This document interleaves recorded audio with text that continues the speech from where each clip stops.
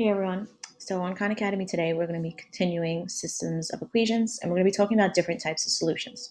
So up until this point, you've only seen exactly one solution, which is points like 4, 5, or 6, 10, but you're going to see different other answers. So you could also see no solution, which means that the lines are parallel next to each other, so they don't actually touch. And for us to have a solution, they have to be crossing. So if they don't touch each other and they're parallel, that means there's no solution. You can also have infinite many solutions, which means the lines are exactly the same. So for example, if the line was y equals 2x plus 3, and the other line was y equals 2x plus 3, they're going to lie right on top of each other. Okay, so if they lie on top of each other, that means they're sharing all those points. So I'm going to show you a few examples. So we have to change these if we're going to graph into y equals mx plus b. So the first thing I'm going to do is I'm going to go to this first equation, and I'm going to change it to y equals mx plus b. So it's going to be the same process. You're always going to move over this x term, and you're going to change the sign. So this is now going to be negative 2x. And then you're going to take the number that's in the front of the y, and you're going to divide everything by that number. So in this case, it's by 3. So your final answer, I'll make this a little bigger so we can see. Okay. So we move this over. So you have y equals, y is now alone. And I like to put my x term first. So we have negative 2 divided by 3, which we're just going to leave as negative 2 divided by 3x. And then negative 6 divided by 3 gives you a negative 2. Okay, so that's our first equation. So now I'm going to go to the second one. Let's do the second one. Do it in green. Again, you're going to move this over, and you're going to change the sign. So it's going to become negative 3x. And then you're going to divide everything by negative 4. Okay, I'm not going to write it out because it looks a little sloppy. So here's what your final answer is going to be. Let's write it down here. We have y equals, because we just got y alone. We moved over the negative 3x, and then we divide it by 4, so we're going to be, or divided by negative 4. So you're going to get 3 divided by 4x, because a negative divided by negative is positive. And then you are going to, because this is also divided by 4, so negative 12 divided by negative 4 gives you positive 3. Okay. I'm going to post an organizer on how to solve this, because we've done this a few times. We've solved equations, and then we've been working with systems.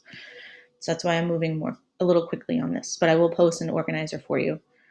Okay, so now here's my two equations. I have this one, and I'm going to put them in my Desmos calculator. So let's enter them. So I have y equals negative 2 divided by 3x minus 2, the first equation, and then I have y equals 3 divided by 4x plus 3. Okay, so now if we see here, they do cross each other, which is right here, which means that they have only one solution. Okay, only one. So that would be your answer for this question. Let's do exactly one solution.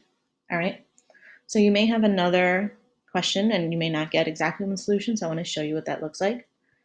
So again, we have to change these to y equals mx plus b. So we have to move our x value over, change the sign, and then divide everything by negative 6. Okay, so I'm just going to give you this final answer on that one. That's going to be y equals 2 divided by 3x plus 4. Okay, so we move our x value over, and then we divide by the number in the front, by everything. And that's how you're going to get that equation. Same thing, it's the same process. Again, move your x value over and change the sign, and then divide everything by that number in front of the y, which this case is negative 3. So I'm going to write that equation, y equals 2 divided by 3x plus 2. Now, if you take a look at these equations, you can see they have the same slope.